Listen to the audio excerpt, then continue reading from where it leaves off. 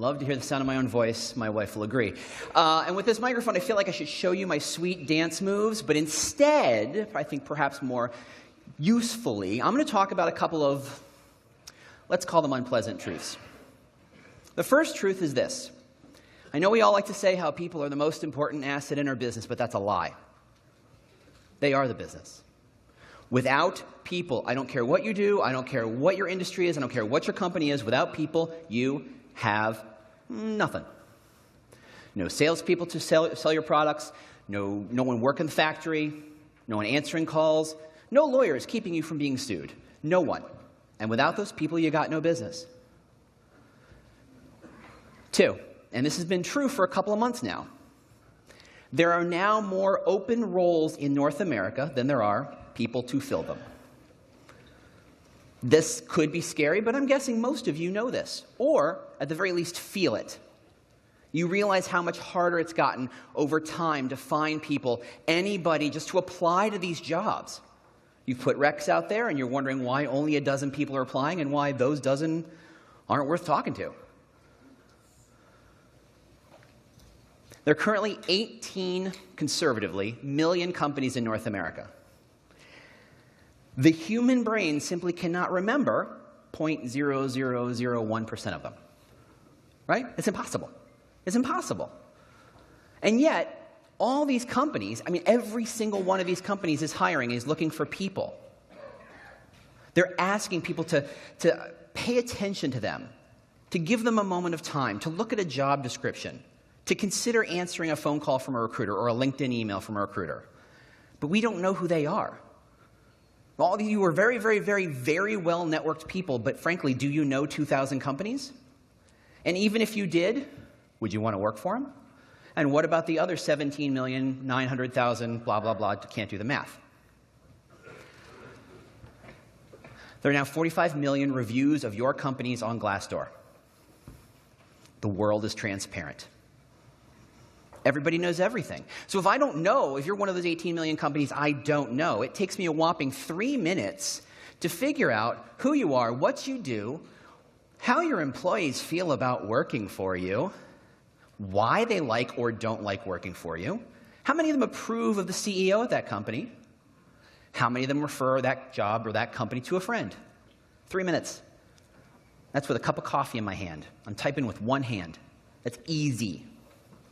So one of those companies comes and say, hey, James, would you like to talk to me? I'd like to talk to you about a job. I put them on hold. I can look them up and say, no, I'm good, thanks. Click. I say click as if phones click. Right? Who is this guy? 92% of your people would take a job someplace else if that company had a better brand. Don't worry, we're going to talk about what brand means in a minute in a way that's real and not in the way your marketing teams talk about it, where it's fuzzy bunny and magical and stuff. There was some giggling. Fantastic. 92%. Everybody's looking for a new job. Except y'all. You aren't looking for new jobs. You probably own your jobs. But 92% is a massive number. It's not millennials who are job hoppers. It's people who are job hoppers. This isn't a young thing. This is an everybody thing. 92% of people would pick up that phone call if that magic company called them. And I'm not necessarily talking about your Googles and Facebooks. Everybody thinks those are the scary companies, the Amazons. But you know in your industry, in your space, there are companies who everybody wants to work for. And the second they call your people, fake phone call. Hello. So, series of unpleasant truths, statistics, yada, yada, yada. But I'm trying to tell you there's a new normal here. The way that it was, the way many of you are used to seeing the world of recruiting and hiring and talent, is dead. They held a funeral. It was fantastic. We all had a party. We got drunk. We got terrified, moving along. We're here now, where everybody moves all the time and everything's transparent. Everybody can go anywhere they want. No one's stuck in a job they hate for very long because the options are too obvious. And when everybody has an option, when everybody has a choice of where they could work, we don't call those people employees. We call those people volunteers. I'm going to give you a minute to let that one sink in. Every one of your employees makes a choice every single morning to wake up out of bed, get in there, car, train, bus, whatever, show up to your office, and give anywhere from 3 to 110%. Try not to associate names with every one of those percentages. Too late. You already did. They're volunteering. Every single one of them could have a different job tomorrow. Every one of them. Even the one given 3%. In fact, especially the one given 3%, because what do you think their 97% else is doing? They're looking for another job. They ain't working for you. They're trolling LinkedIn. They're trolling Indeed. They're looking for the next thing because they are deeply unengaged with you for whatever reason. And we'll talk about that in a second. These people are volunteers. And the more you embrace this idea of volunteers and not staff, staff being people you say, I pay you, you do what I say, and then we do it again tomorrow. Those days are gone. Everybody chooses every single day, every morning. Some of these people, if you go to LinkedIn a couple of times or Glassdoor a couple of times, they're getting emails every morning. Hey, got a job for you. Hey, got an opening for you. Hey, have you thought about? Hey, have you considered? Hey, would you like to talk to? Hey, I got a recruiter here who wants to talk to you. Hey, hey, hey, hey. New normal. They work for you either because they simply lack the willingness to go type in Glassdoor.com or Indeed.com, or because they're choosing to work for you. And when people volunteer, they have a different set of motivations. They have a why. Right? They need a why. You don't volunteer for stuff you hate. I have a kid who's 4 years old. She's going to a private school. Yeah, occasionally I volunteer for stuff I hate. I don't care. It's a fun run. Got it. But in general, if I'm volunteering, I care. And the truth is I do care. I care about my daughter, and I care about her education. I care about the teachers who teach her. I care.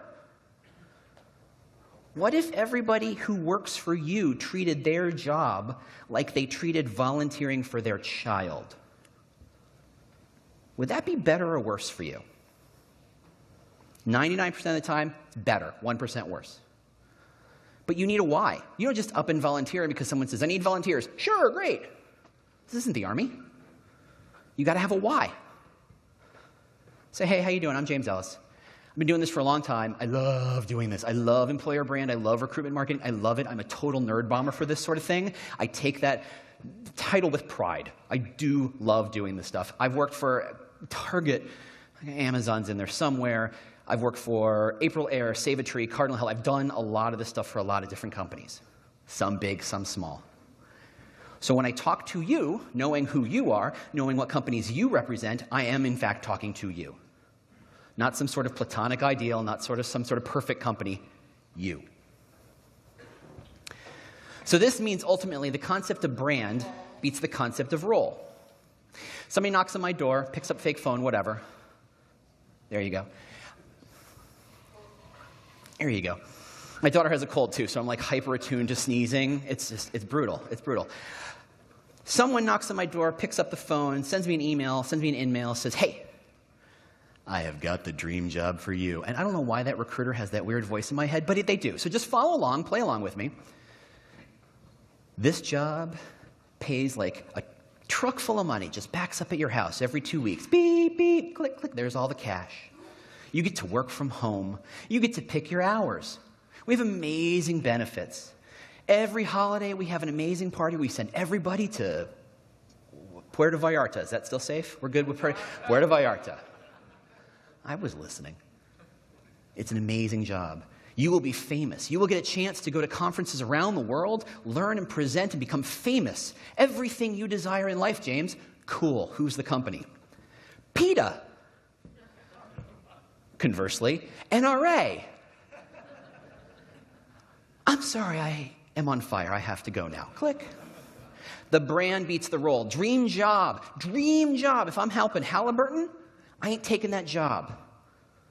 Everybody has that company they would never, there is no amount of money for which they would work. That would be a selling one's soul to the devil position, right? Brand beats role. And it's just as bad if I don't know who you are. If I have to go to Glassdoor and spend my 3 minutes figuring out who you are and why people work there, I'm still treating you like a stranger, and in fact, I'm looking for a reason to say no. It's not about the role, though for a long time it was about the role. I have a great job. You want to talk about it? Sure. There you go. But now when you start that conversation, I have a great job. Sure, who for? It's a wrinkle in that conversation, right? Because it's not about money. They backed the money truck up, and I still said no. And I like money. Let there be no doubt. Like a handful of you, I kind of like money and what it can do. I can buy goods and services. It's kind of cool. But it's not about the money. Anybody here know a smart teacher? I know y'all just had a break and, there's blood sugar. I can see one. I got a lot of light in my eyes. There's a couple people. You know a smart teacher? Could they perhaps get a better job, a different job, one that is better paid than the one they're doing now? Of course. They're teachers. They're not stupid. They've chosen to teach because they care about kids, giving back to the community, the value they're adding to these people's lives. They care about more than the extra money they could make. I'm not saying they could work at Goldman Sachs. I'm just saying they could probably make a lot more money working, okay, let's be fair, almost anywhere. Marines. First off, Marines aren't paid much. And occasionally they get shot at. And occasionally they actually get shot. And when they get shot, they get to go to a VA hospital. I'll let you Google that. Their housing isn't fun. They get to move to different countries and different locations because someone said so. There's no shortage of Marines. People want to do that job. Not me, mind you, but people want to do that job. It's not the money, it's country, flag, patriotism. They have a why. There's a reason why they choose those jobs. People who were executives at the Red Cross could be executives pretty much any company. The Red Cross is a massive multinational company. Any Fortune 1000 company would be thrilled to have a Red Cross executive work with them. But they choose to work for the Red Cross. They have the choice. They choose less money. Why? Again, there's that word why. Why? Because they want to save lives. That's more important to them than the extra cash. Now, at no point when I talk about volunteers are these people doing it for free. Everybody makes enough money to pay their bills. Teacher's a fuzzy one. But in general, when people choose, they assume, I'm going to make enough money to pay my mortgage or my rent, my student loans if I'm young or not so young, enough for beer, enough maybe to put my kid in school, make sure they got shoes. I got enough for that? Okay, now I can choose. Am I here for the money or am I here for something else? Now, there are plenty of people who are here for the money.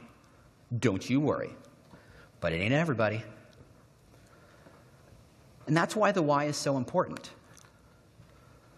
If you get people hooked on the why, you can legitimately pay them less. Who here expected me to say that today? Keep your hands down. Right? You thought, well, what you got to do is find a higher salary level or compensation benefits or extra bonuses and all blah, blah, blah, blah. No, it's not about the money. People sacrifice every single day for the job they love. And the why they sacrifice is different across companies. So do you know why they work for you? Because I just proved to you it's damn sure not the cash. What's the why? If your why was, we're innovative, I've seen your recruiting systems and you should shush. I've seen your career site and that's unpleasant. I've seen your ATS and don't do that. Everybody says we're innovative. This is a company of technological people. We're all innovative. So by saying you're innovative isn't enough of a why, because it's not different. And frankly, it's not proven. You can't defend it. If I picked any two people in this room and said, which one is more innovative, one would win. The other one couldn't say they're innovative. And if we played that game all day long, we'd find a lot of people who say they're innovative who can't really prove it. Whoops. Perhaps you said we care. Everybody likes to care. No, let me rephrase. Everybody likes to say they care. Everybody. Why? Because it's easy. All I have to do is say, oh, I care. I care about the environment. I care about the puppies. I care about the whales. I care about the kids. I care about this mission or this idea or that idea. I care. Do I give them money? Nope. Do I give them time? Nope. Do I give them resources? Nope. So how much exactly do I care? Scale 1 to nothing? How about nothing? We're going to stick to nothing. Until someone can prove and show that they care about something, they don't care. They can say it all day long. And trust me, every one of your candidates, every one of your prospective candidates can smell that BS a mile away. Anybody here seen that? There's a series of, I imagine there's football people in the room. There was a whole Eagle slide before. There was much giggling, so you know how football works. You've seen the Toyota commercial. Queen's playing in the background. Guy gets in a Camry, starts the engine. Hair blows, imagine hair. Hair blows back. He's in a sports car. She's in a sports car. Everybody rock out. It's a Camry. It's 2 Barca-loungers strapped to an engine. You cannot in any way, shape, or form convince me that it's a sports car, any more than you can convince me that you care just by saying it.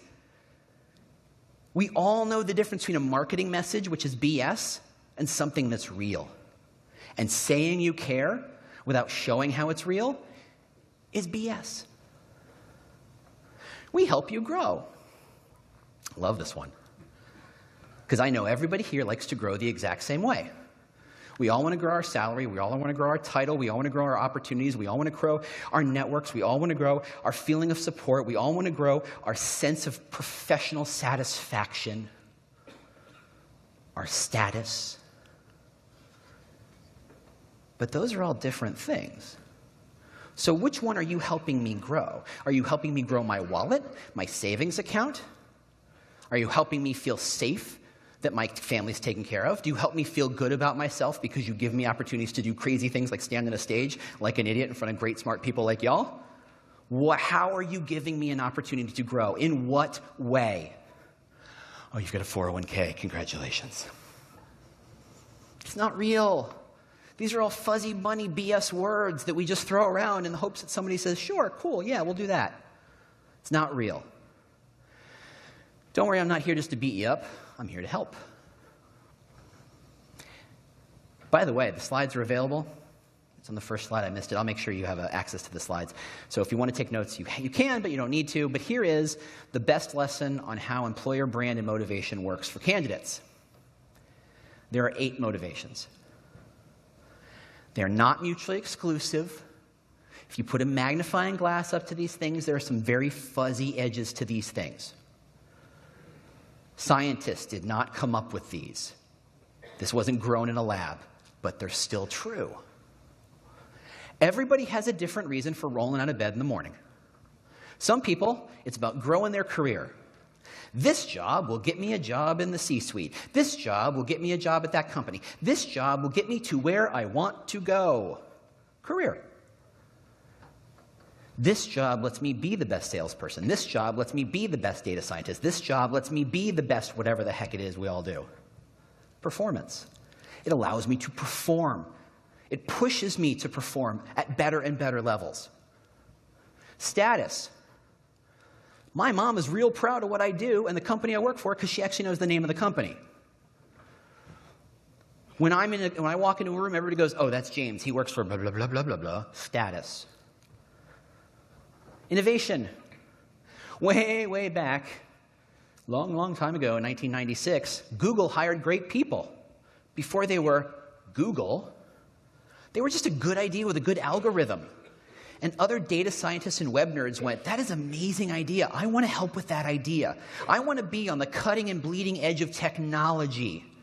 And Google had no problems, despite being teeny and small and having no budget to speak of, had no problems attracting people. They were focused on innovation, and the people they attracted wanted that innovation. Development. How will you help me grow professionally? What will you teach me? What will I learn? Who will be my coach? Who will be my mentor? Will you have resources for me? Can I go to conferences? Can I go to classes? How do you help me develop? Empowerment. You allow me to run. You allow me to drive the business in the direction I think it's most appropriate without a lot of paperwork. You allow me to design the roadmap for my products. You allow me space to do what I think as an expert I'm supposed to do. Empowerment. Support. How many people know who SAS is, or SAS? Handful of hands. Fantastic. Tiny little company out of Raleigh, North Carolina. Been around for 25 years or so. Statistical analysis, dry as toast. But in the 1990s, the mid-1990s, if you can believe it, they had a gym on site. And if you stitched your name in your clothes and put it in the hamper, they'd do your laundry and put it in your locker every morning. And if you got sick, they had health care on site. And if you needed daycare or childcare, they had it on site. And if you were hungry, because that happens, they would feed you and subsidize you. It would be healthy and good for you. You didn't have to walk down a subway every single day. They were famous for taking care of their people at a level in mid-1990s had been unheard of. Pay for lunch? That's what we do in the boardroom. I'm not going to give every one of my employees free lunch. Right? Buy your own gym membership. Buy your own daycare. But SAS said, you know what? Oh, wait, I forgot one. They close and lock their doors at 5:30 every day. They wanted you for 8 hours a day. And for those 8 hours, they wanted you to not worry about, was your kid sick? Did you find time to go to the gym? Did you pick up your dry cleaning? Do you have to pick up your prescriptions? They wanted you to not worry about any of that. And for 8 hours a day, focus on the task at hand. Do great work. And then at 5:30, go home. Radical stuff. They cared about supporting their people at a level no one ever thought of before. And if you love to be supported, that's the kind of company you want to work for. And finally, values. Your Red Crosses, your Marines, your what have you, your nonprofit, your University of Wisconsin Alumni Association. You care about what they support, so therefore you support it too. One of these reasons is the reasons every single one of your employees works there, works where they do. And if you can't define which one it is, you're in trouble. Because if you can't define your why, someone's going to do it for you. Or worse, someone's going to come by and say, we can do your why better than you. And there go all your people. You have to be able to understand which one, maybe two of these, are who you are and what you stand for and what you care about and what makes working for you special. Trust me, it isn't the Christmas party. It's one of these things. And if you don't know what it is and you can't delineate it and speak it and communicate it and amplify it, you're in trouble. And we're going to talk about how to do that in just a second. Because we've been talking a lot about them. Candidates, employees, prospects, and not as much about you. And it turns out you have a specific why, and they have a specific why. What do you value? What do you reward? Here's my favorite litmus test. Which one of these do you stand for so much that you could give everybody a 10% pay cut and not expect to lose many people? Who would say, I appreciate the innovation you give me, I'd be willing to take a punch. I'd be willing to take a cut. I'd be willing to take a hit. I love that your ability to support my goal for status so much that I'm willing to give some money back. That's how you know you got it. And it's a rare thing. But it is this two-sided coin. And your job is to figure out who you are, understand that motivation, wrap it in a bow, and push it out to the world, such that the other people who listen and believe and care about that motivation, like a dog whistle, they go, ooh, bat signal. I want to work for that company. People who wanted to make a boat ton of cash did not work for SAS. Why? Because they literally paid slightly below the median. They cared and were focused on and attracted people who cared about support. It's a matching game. Your job isn't to be the world's greatest company to work for, blah, blah, blah, blah, blah, blah. Your job is to be the company that's amazing for people who are seeking empowerment, support, career, performance. One of those. And until you know that, everything else is just marketing. The magic happens at the intersection. That is, your why is your employer brand. Why work for you? This is why. That's your brand. The trick is it already exists and you don't know it. We can find out real fast. Let's go to your Glassdoor pages. Let's see what people complain about. Let's see what people like about it. Let's look at all the people who love your company and what they talk about, and all the people who hate your company and what they talk about. It's going to turn out the people who love your company generally like it for similar reasons, i.e., your motivation. And the people who hate your company are not dumb, they're not bad, they're not stupid, they're not weird or lazy.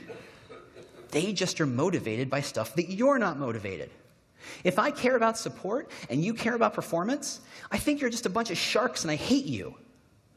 If I'm a shark, I go, these are my people. This is where I want to be. If I care about support and you care about status, okay, that's great, you're famous, but I feel like I'm missing something. I don't feel like I fit. I don't feel like I belong. These people are just as smart as anybody else. They're just looking for a match. And forgive me for using the world's worst metaphor here, but it is exactly like dating. Your ex ain't crazy. She's just not a good match. Every one of you has an ex who went and got married to somebody else very happily after you. You weren't bad, they weren't bad, you were just a bad match. And you went and found a better match. And hiring or recruiting is effectively dating every single day, which is hell for most of us. Your why is your North Star. It's what you stand for. And everything you do, and I do mean everything, has to acknowledge it, embrace it, and communicate it out. What do I mean by everything? I mean everything. I mean all of it. Every touch point your candidate might get. And I've left many out of this lovely list. Every single one of these has to embody, mention, understand, live under the umbrella of your motivation, your brand. The second one of those is aligned to the wrong motivation, you're a Camry, or a Camry commercial, I guess, more importantly. You're a fraud. If you really believed in value, performance, support, whatever, everything would naturally kind of align, right? I think Facebook is Facebook because someone said, I'm only going to hire jerks, and I'm only going to hire people who will work 28 hours a day and code for this thing because that's all I care about. No. They were focused on growth, building an amazing company, building a huge company, taking over the world. And only crazy people who are willing to sacrifice their time and energy, relationships with their families and significant others, were attracted to that. If somewhere on the Facebook page it had said, we're all warm and fuzzy and we like you to go home at 5 o'clock, it would have broken the whole image. Right? If I came up here wearing a tuxedo, like a really nice $3,000 Armani tuxedo, and these shoes, doesn't fit. I mean, unless I'm a billionaire, then a billionaire can do whatever they want. But for me, it ruins the image, and it breaks the reality, it breaks the understanding, and that's what you've got to be careful of. That's what you have to protect against. That's why you have to look at every single one of these and say, do they all align to my motivation? Now, this is problematic. Because depending on the size of your company, you may have radically different people or teams responsible for each one of these pieces. How do you corral them? How do you get them all to agree on the North Star? That's a tough one. But until you do that, you're just going to be hiring on the basis of money and compensation because you don't have a good why. That why exists, it's not believable because it's not thread and woven through everything you're doing and every way you're communicating and your products and your news and your recruiting touch points and your ATS and. This should terrify some of you. Cool. Because I'm here to terrify you. Just kidding. So where do you start? Oh, I'd say, well, let's do this one. A strong why begets more. If you have a good why, and everything you do aligns to that why, everything you do reinforces the why, your employee, your average 3% engaged employee, is going to be surrounded by that message. We're here because we care about performance. We're here because we care about support. We're here because of whatever. They're going to remember that that's why they're there too. And either they go, yep, I sure am, or you know what, this is a bad match, and they walk away finally. And if they are aligned with that, and they look around, they see everybody else is aligned the same way, they feel very comfortable talking about it.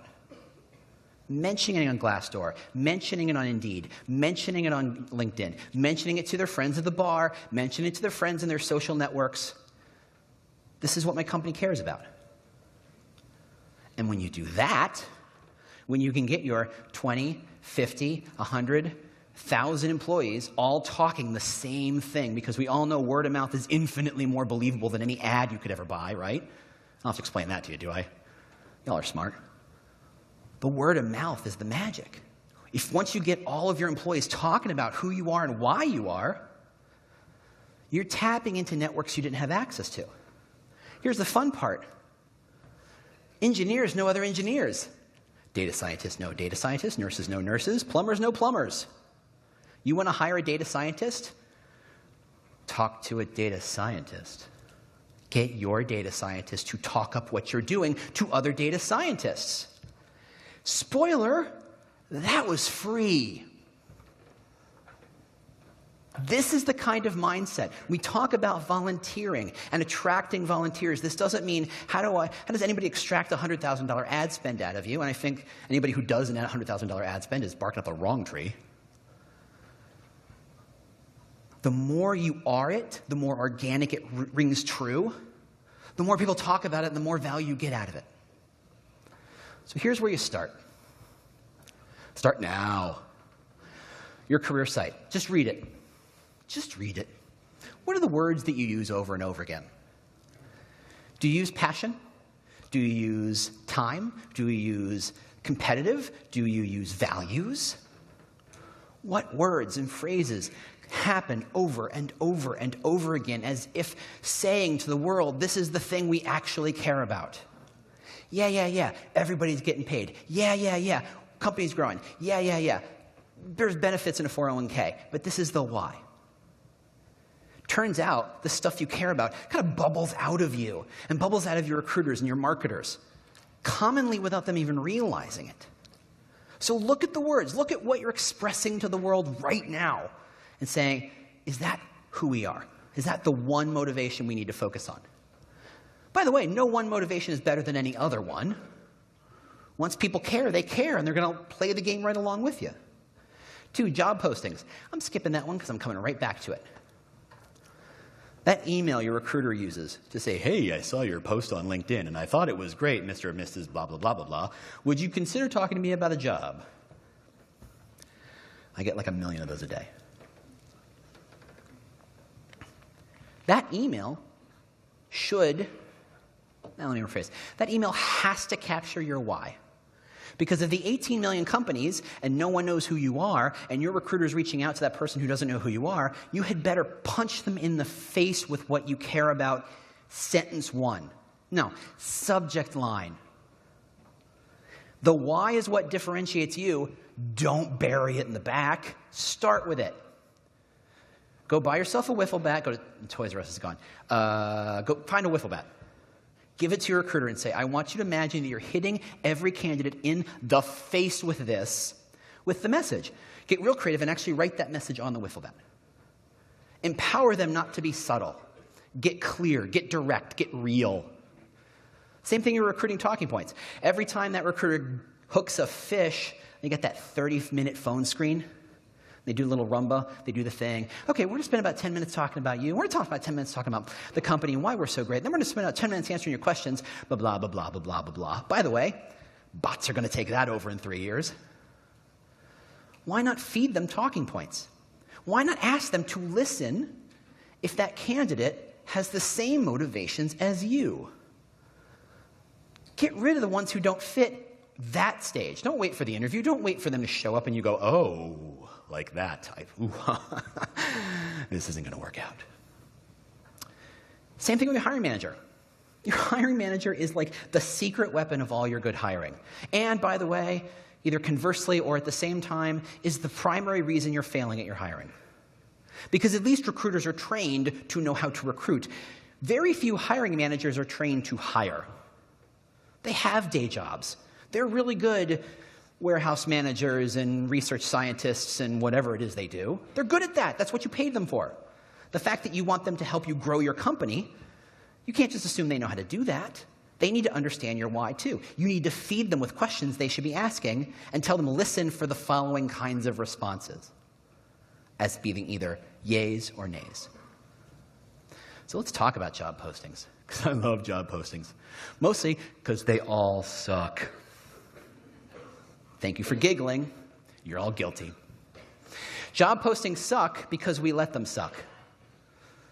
Like at some level, we all decided as a culture, as a set of genetic code, that job postings is okay if they suck because the rest of them suck, so don't put any energy into making them not suck.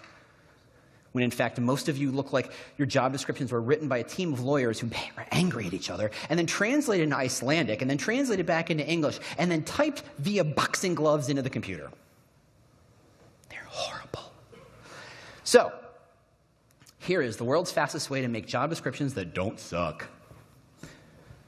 1, start with a headline.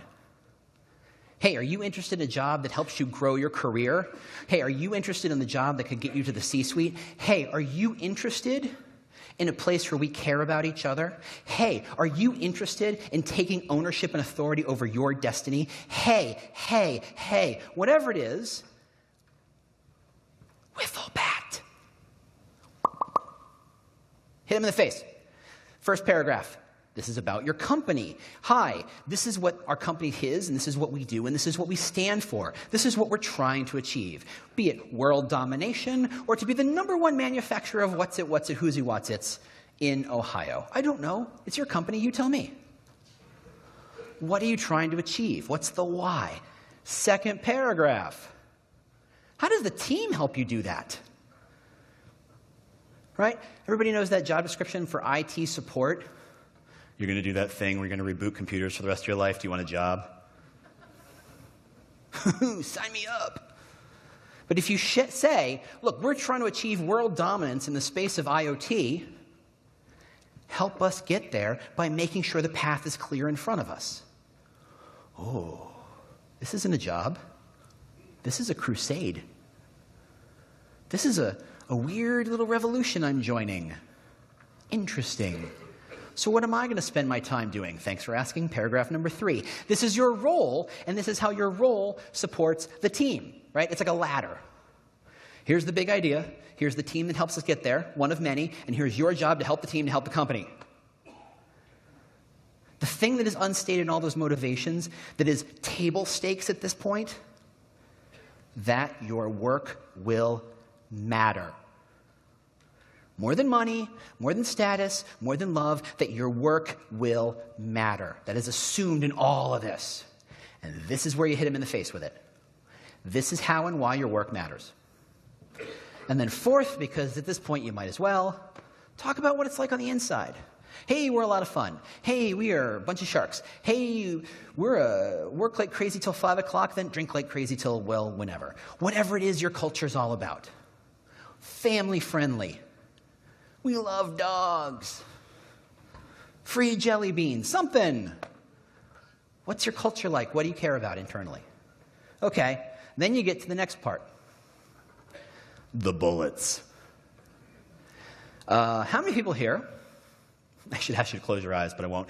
How many people here would love to have more women working for them? Oh, come on. I put everyone to sleep. I'm sorry, Debbie. I've put everyone to sleep. Or there's been a gas leak. They're all dead. They're all dead. Call the cops. They're all dead. On the upside, who wants to buy some blazers? Just kidding. The bullet points are so powerful, and we forget about them. Sephora, okay, this is a room of, let's say, 80% men. Sephora is a place where women buy makeup. It is also the world's greatest retail experience for a very long time. Huge fan. They have 70% female developers. In a place, in a time where if you have 30, you put out a press release. And it's not because chicks like lipstick and they're all developers and they showed up. No, they showed up because it's a company that cares about women and supporting women in a lot of different aspects. And it turns out all their communication is about supporting women. Not surprisingly, women go, I want to be a part of that. And two of the cool ways you do that is in the job description. Change your whole duties, which is, oh my God, what army are you in, to how you're going to spend your time. Because we know the second you get hired in this job, we're changing that anyway. When's the last time a job actually showed up as it was written in the job description? Like never? And then my favorite one is change requirements to we're excited if. Straight out of Sephora's playbook. Why? Statistically, if I say, here are 6 requirements you have to have, a dude says, I meet 5 of them, I'm applying. And a woman says, I meet 5 of them, I gotta go. Statistically.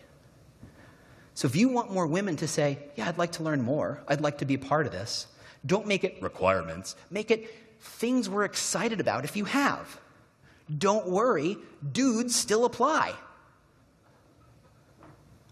And then as you write those bullets, must have 5 years experience doing the Watusi, whatever, write it this way. Follow the formula.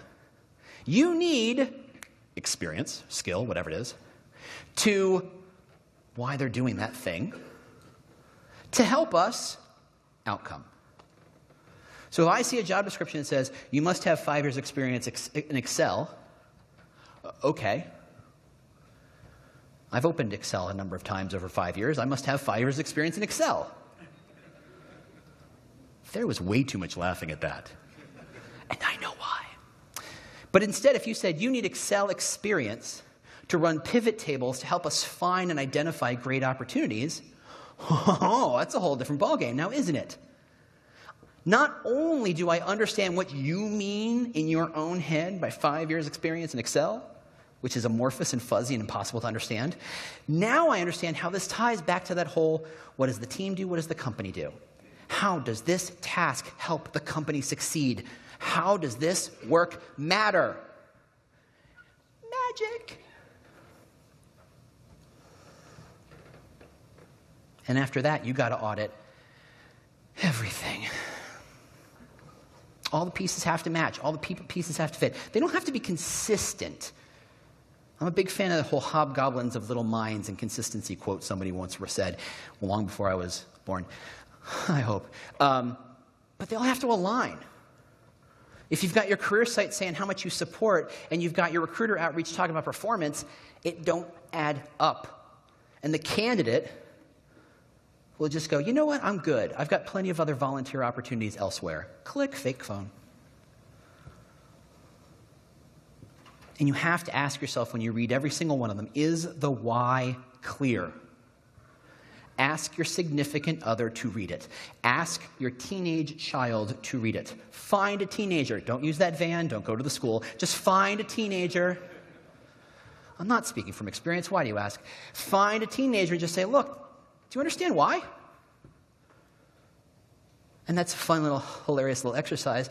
Spoiler, they're working for you in 5 years anyway. Sell them now. All right, so that's who I am. I love helping companies do this. So if this has been in any way useful, yay! I win. Fantastic. That's amazing. I love to help people out. You need more help? Here I am. But let's go to the fun part, and that is Q&A.